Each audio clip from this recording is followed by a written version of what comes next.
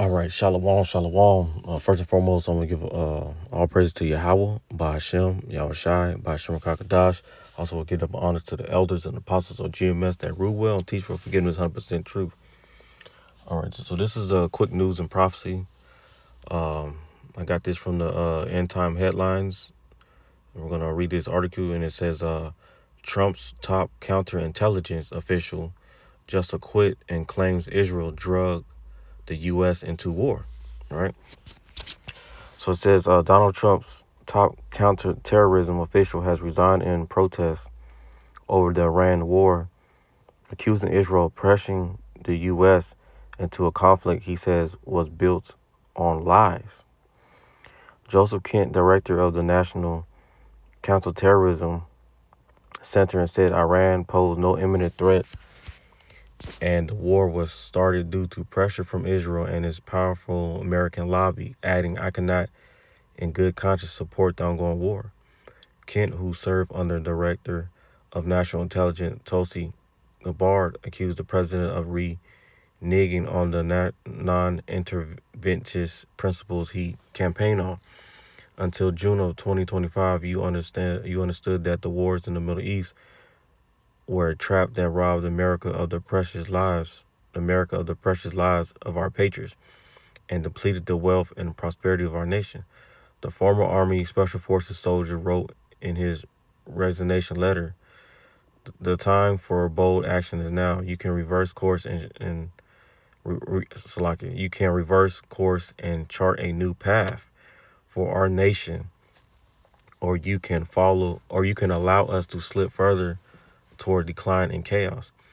You hold the cards." Kent, who deployed to combat 11 times and lost his wife Shannon in what he calls a war manufactured by Israel, is closely aligned with the populist America First wing of the Trump administration, including Gabbard and Vice President J.D. Vance, who have both warned against new Middle East entanglements.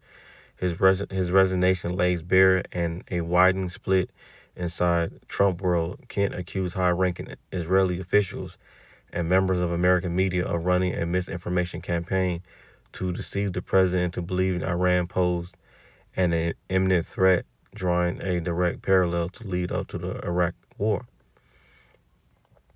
It says divided pits. Okay, that's pretty much it, but you know where we're going with this, right? But let me play this video real quick that I seen on YouTube. Okay, matter of fact. And it says the senator asked Pentagon officials about Netanyahu's influence on U.S. striking Iran. So we're going to play this real quick. A rare opportunity to go before Senator Kaine. Mr. Colby, you're in charge of policy, so I'm going to ask you some policy questions with regard to Iran. When I woke up Saturday morning to the news, the first question that popped into my mind was, why now? Why now? What was the precipitating factor?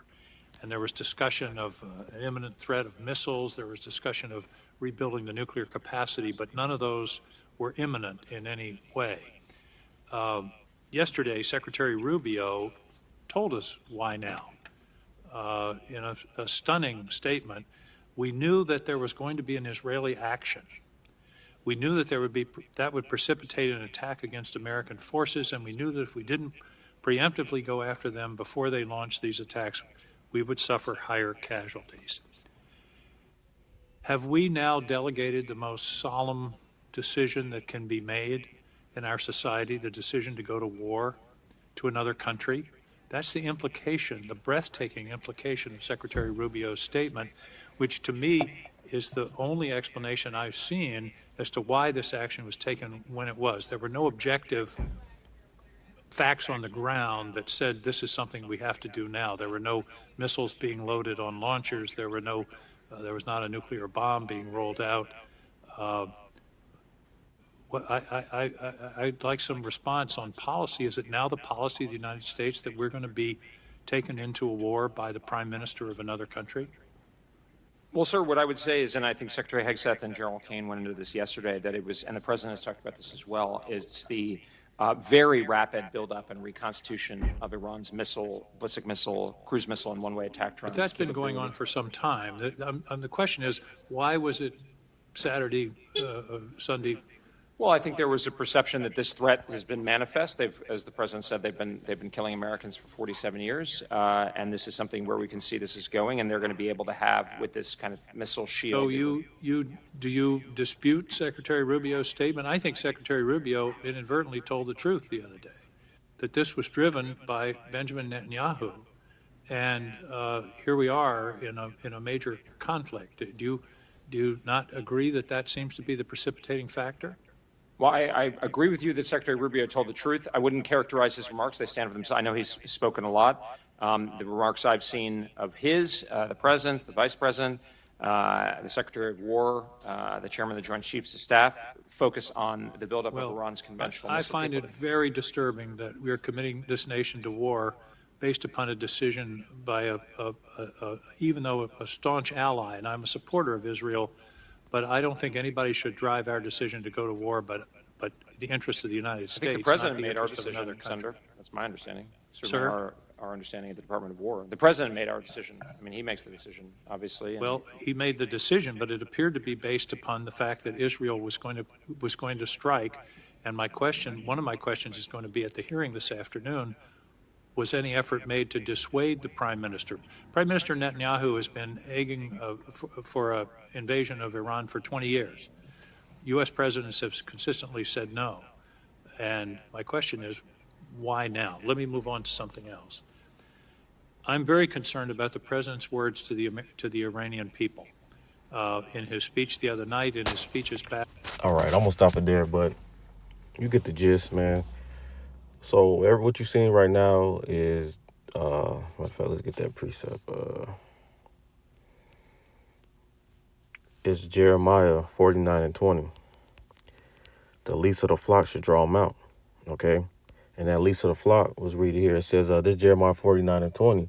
It says, therefore hear the counsel of Yahweh, and that he have taken against Edom. Okay, Edom is Esau, the so-called white man today. Okay, starting with you top international banking families, right?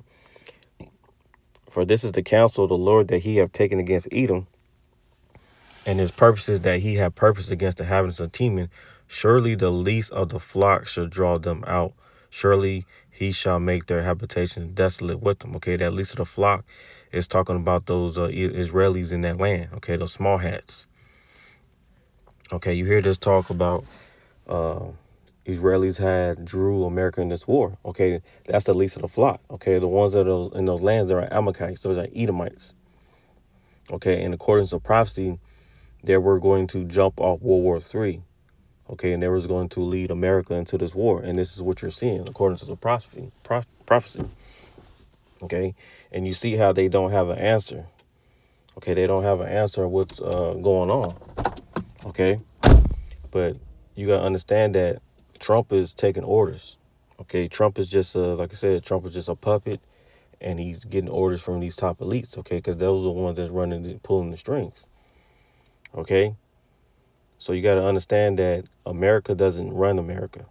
Okay, it's them small hats that they run America. Okay, this is Esau's kingdom, and he uses America as a whooping stick. Okay, and that's what you're seeing. Right, let's get another precept in there. I think it's Jeremiah 50:45.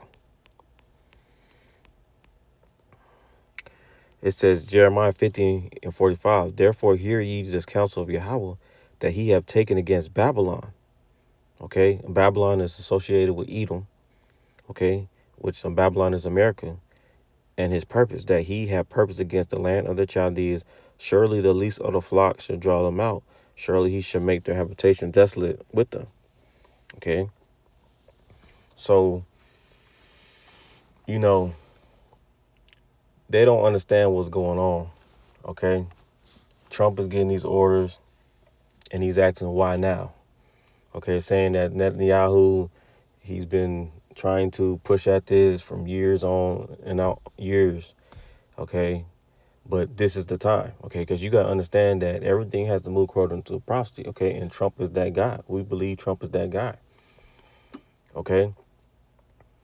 To where he's going to do it in this time, okay? It wasn't the time for those other presidents to do it. They wasn't the ones that's going to do it, okay? And we believe that Trump is that guy, okay? Trump is that cruel Lord, okay? Because look what Trump is doing to Cuba, okay? So it's the Heavenly Father's that's doing this, right? Let's get Proverbs 21:1. It says, "The king's heart is in the hand of the Lord, as the rivers of water he turneth whatsoever he will."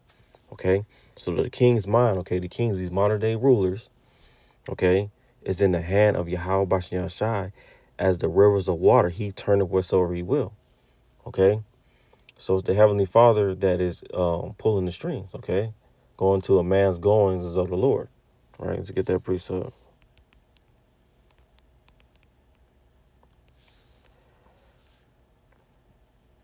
I think it's Proverbs 20 and 24. Yeah. This is Proverbs 20 and 24. It says, man's goings are of the Lord. How can a man then understand his way? Oh, wait, right. Okay. So he asks, okay, why now? Okay. Because Netanyahu's been pushing this, why now? Okay. Because the man's goings of the Lord. Okay. The Heavenly Father is working on the minds of these kings, these modern day rulers today. Okay. And pushing them to that great day. Okay, mustering the host for battle, okay, for Armageddon. Okay, so this is what we're seeing. Okay, this is how we know that we are living in the end and we're there. Okay, because it's the Heavenly Father's determination to gather these nations together for this great day, right? This is Zephaniah 3:8. It says, "Therefore wait ye upon me, says Yahweh, until the day that I rise up to the prey. For my determination is to gather the nations, that I make assemble the kingdoms, to pour upon them my indignation." Okay, so America being drawn in this war, okay, it's all the Heavenly Father's purpose, okay, for the Heavenly Father, Yahweh Bashan Shai, to gather these nations, okay, to pour out upon them his indignation, okay, for the controversy of Zion, okay, for what he did, for what they did to the people and what they did to this earth, right? And it says, even all my fierce anger for all the earth shall be devoured with the fire of my jealousy. Okay, so this is what you've seen going on now, right? Let's get Isaiah 14:26. It says, this is the purpose that is purpose upon the whole earth, that is the hand that is stretched upon all the nations. Let's read that again. This is the purpose that is proposed upon the whole earth, and that is the hand that is stretched out upon all the nations. For the Lord of hosts hath purposed it, and who shall disannul it? And his hand is stretched out, and who shall turn it back? Okay, so people know that, you know, that America's been drawn into this war because America don't even know why they even going over there. Okay, and it was built out of lies. Because you got to understand these Edomites, they're liars. Okay, they are forgers of lies. What does it say? Forged lies. I think that's it.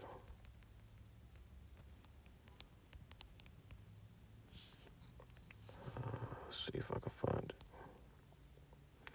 Yeah, this is Job 13:4. But ye are forgers of lies, you are all physicians of no value. Right.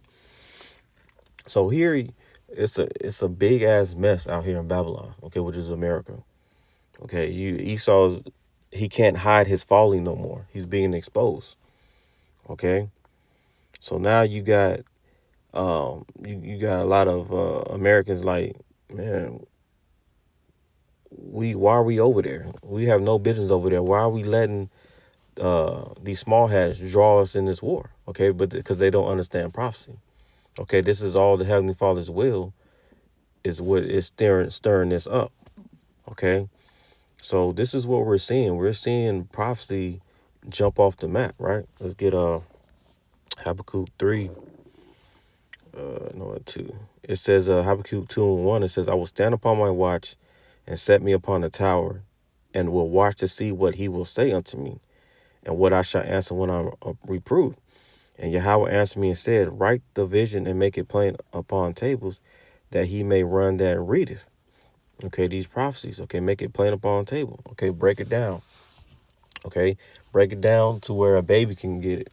All right, that he may run that readeth. Okay, where you teach one, and then they be able to learn and teach someone else. Right. So for the vision is yet for an appointed time, but at the end shall speak and not lie. And these prophecies, though it tarry, wait for it, because it will surely come and not tarry. Okay, and this is what we're seeing. All right. So, and this is all for them trying to pretty much collapse, okay, the economy, okay, create this crisis by going over there. That way they can issue out this new world order, okay, that way they can issue out this digital currency, okay, this microchip, okay. That's all a part of their plan, going over there, okay, which a lot of people don't understand, but it's the reason why America's being drawn in there. It's the reason why these elites are doing this, all right.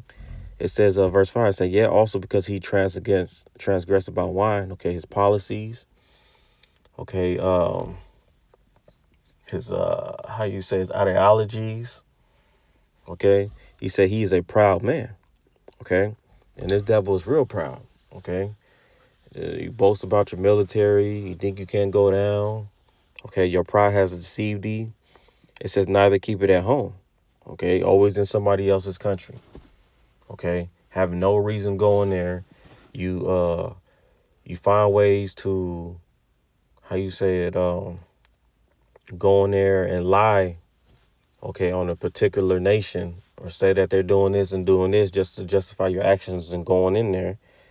It says, who enlarges his desire as hell and is his death and cannot be satisfied. Right here, you got the fatness of the earth, and you still not satisfied. You still want to go over there. You want to try to force Cuba to make a deal. You want to go ahead and get Greenland. You want to go ahead and go in Iran. You're never satisfied, okay? But gather unto him all nations and heap it unto all people, okay? So this is what we're seeing. We're seeing prophecy unfold, okay, at a high level, all right? So that's all I have for today, and I hope this video was edifying, and I want to say shalom.